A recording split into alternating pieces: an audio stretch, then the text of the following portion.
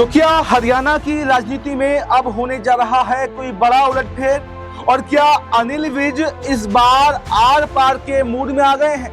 क्योंकि अभी 26-27 जून को वो अस्पताल का निरीक्षण करने पहुंच गए, अंबाला की अस्पताल का, क्योंकि अंबाला से ही वो विधायक हैं और वो पहले स्वास्थ्य मंत्री भी रह चुके हैं, इस मंत्रालय को संभाल भी चुके हैं। और जो मशीनें उन्होंने अपने कार्यकाल में दी थी वो देखने पहुंचे कि क्या उनका यूज हो भी रहा है या नहीं।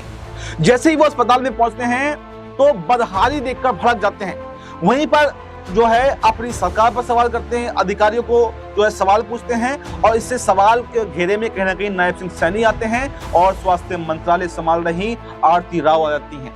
और आरती राव आपको बताएं, राव इंद्रजीत सिंह की बेटी हैं।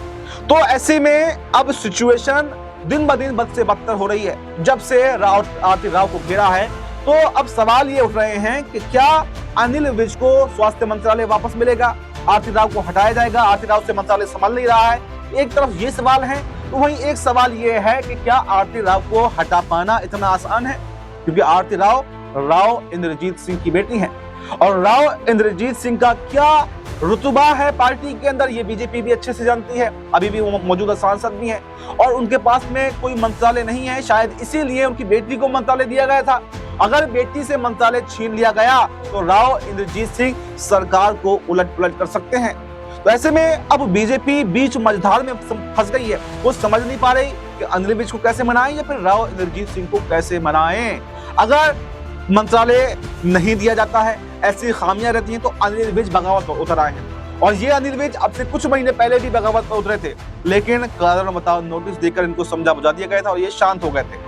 और अगर कहें तो नायब सिंह सैनी से अनिल विज का 36 का आंकड़ा है, किसी भी बात पर इनकी बनती ही नहीं है, समय समय पर ये आवाज अपनी उठाते रहते हैं। और अगर अनिल विज को शांत करा दिया जाता है, अगर वो शांत हो जाते हैं तो अगर या फिर आरती राव से मंत्रालय ले लिया जाता है तो फिर राव इंद्रजीत सिंह जो बगावत करेंगे वो बीजेपी शांत नहीं करा पाएगी, उनको कोई शांत नहीं करा पाएगा। इतना वजूद वो रखते हैं, इतना पार्टी के विधायक सांसद उनके समर्थन में है कि वो कुछ भी 2 मिनट में उलट पुलट कर सकते हैं। ये बात बीजेपी अच्छे से जानती है। तो ऐसी सिचुएशन अब हरियाणा के अंदर बनी है कि सरकार अनस्टेबल हो रही है। एक तरफ राजस्थान है, बराबर पड़ोसी राज्य है, वहां पर भी अनस्टेबल सरकार हो रही है, वहां पर भजनलाल शर्मा से सरकार नहीं संभल रही। तो क्या हरियाणा की सरकार भी नायब सिंह सैनी से नहीं संभल रही है?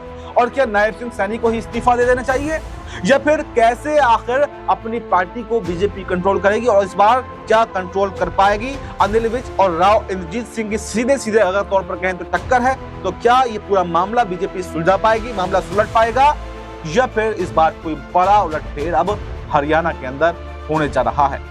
इस रिपोर्ट में फिलहाल इतना ही। इस पर आपकी क्या राय है, जो भी राय हो कमेंट बॉक्स में जरूर दें और हमें दीजिए इजाजत। नमस्कार।